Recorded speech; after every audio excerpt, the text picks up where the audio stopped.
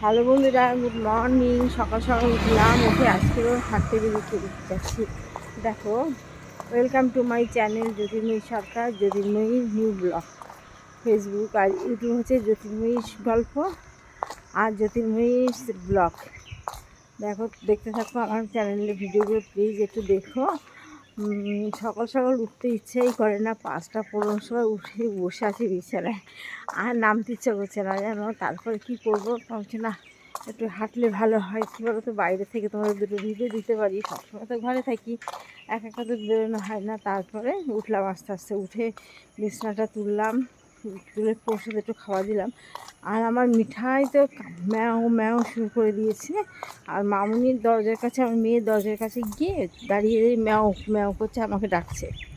মানে দরজাটা খুলতে পারলো, ওই ঘরে খাওয়া থাকে, ক্যাট ফুড থাকে, ও জানে। তারপর আমি দরজা, মামুনি বলছি, মা দরজা খুলে দে, দেখ মিঠাই খাবে। তারপরে মেয়ে দরজা খুলে দিল, দিয়ে ওকে ক্যাট ফুড দিয়ে তার সেটা খেয়ে ওর শান্তি।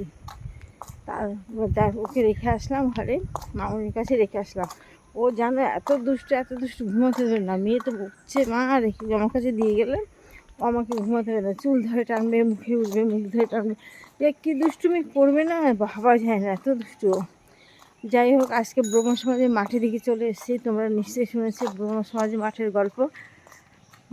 রামমোহন ঈশ্বরচন্দ্র বিদ্যাসাগর ওনারা এই ব্রহ্ম সমাজের মাঠে এসেছিলেন এক সময়। সেই ব্রহ্ম সমাজের মাঠে এসেছি। এ দেখো একটা মায়ের মন্দির, জাগ্রত মন্দিরে প্রতি বছর পুজো হয়, বাতাসা ছড়ানো হয়, খুব সুন্দর সুন্দর অনুষ্ঠান হয়। দেখো, চলে এসেছি ব্রহ্ম সমাজ মাঠ। এদিকে রোদটা বেশি লাগছে মনে হচ্ছে না?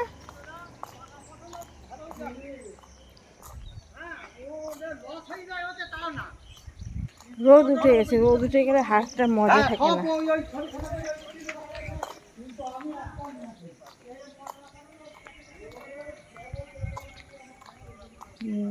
দেখো, আমি এখন কিন্তু মুখটা উঠিয়েছি, মনে হচ্ছে যেন চার নেশে উঠে গেছে, চা খেতে ইচ্ছে করছে। কিন্তু চা খাবো কী করে? চা খেতে গেলে তো হাঁটা হবে না, দেরি হয়ে যাবে। তার জন্য আমি বেরিয়ে পড়েছি। ওই দেখো মাঠে এসে গেছে। কী ফেললে চশমাটা? কে? দেখো, ব্রহ্মসমাজের মাঠে দুটো ভিডিও দিই।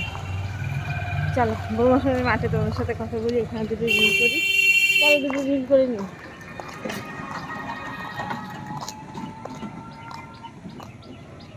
দেখতে থাকো আমার সাথে।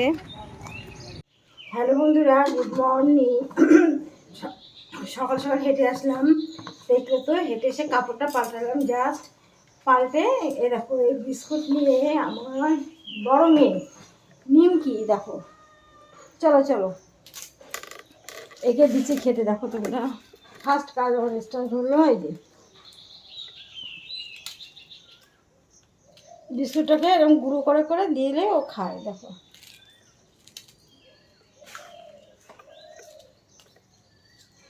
দেখেছে, এর খেতে দিলাম, এই যে খাচ্ছে, দেখো কি সুন্দর।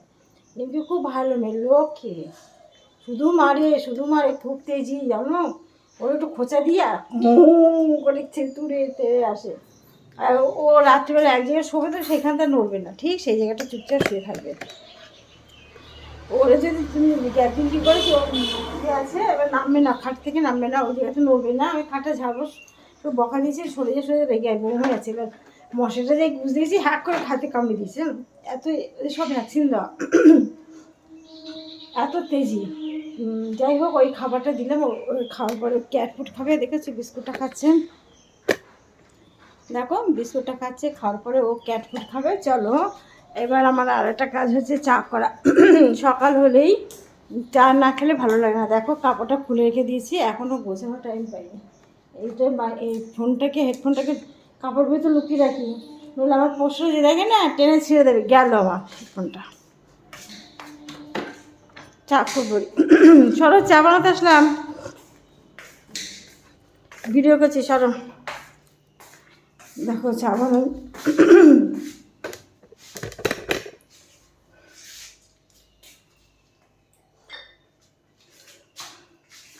এই যে 4 বাটি নিলাম, এই যে বসালাম।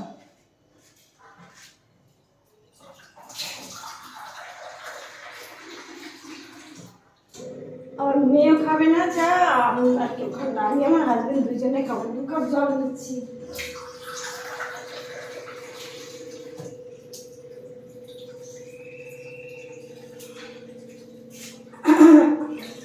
আমার কাজের মেয়েটা রাস্তা দেখা মানে কখন আসবে ঠিক নেই, সেই জন্য ওই জন্য বসালাম না, যদি আসে পরে বসাবো। এই যে চা বসে দিয়েছি, দেখো এই যে চা হচ্ছে। আজকে জানো তো রাস্তায় হাঁটতে বেরিয়েছি, শুধু আমার টার্গেট হচ্ছে কি করে ভিডিও করব, কি করে সব ফ্রেন্ডদের উপহার দেবো আমার সকালের ভিডিও। আর বিকেলবেলা শুরু হয় 3টে বাজে, শুরু হয়ে যায় যে না আমার ভিডিও করতে হবে আর শোয়া যাবে না। আমার হাজব্যান্ড বলে কি আমার মেয়ে বলে কি মা বিশ্রাম কর, আর না না উঠে যায়। এবার বুঝে আমার 5টা চ্যানেলের পেজ, বুঝেছো, 5টা পেজে ভিডিও দিতে গেলে কত সময় লাগে বলো তো তোমরা।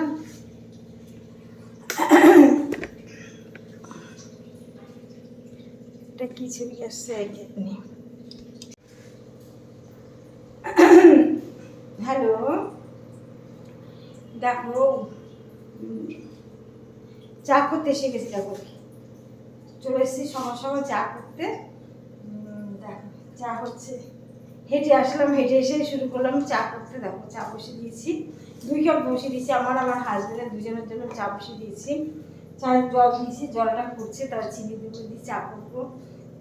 এদিকে নিমকিরে তো খাবার দিলাম, সকালে বসে আছে, একটা বিস্কুট দিলাম।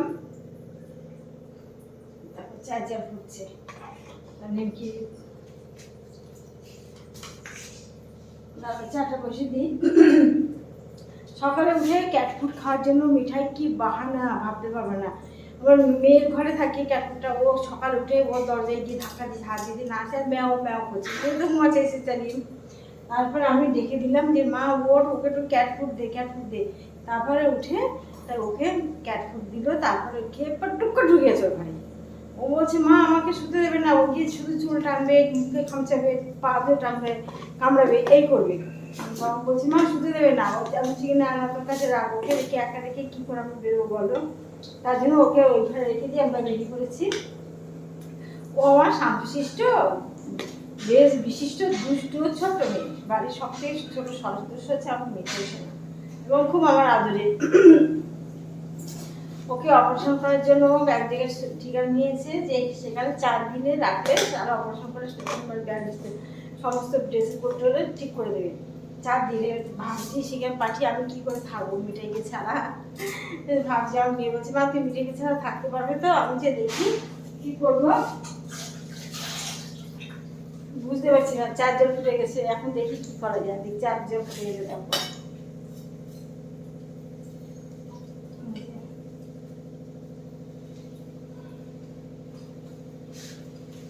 আমি একটু কলা চা খাই, যেমন চাটা দিলাম।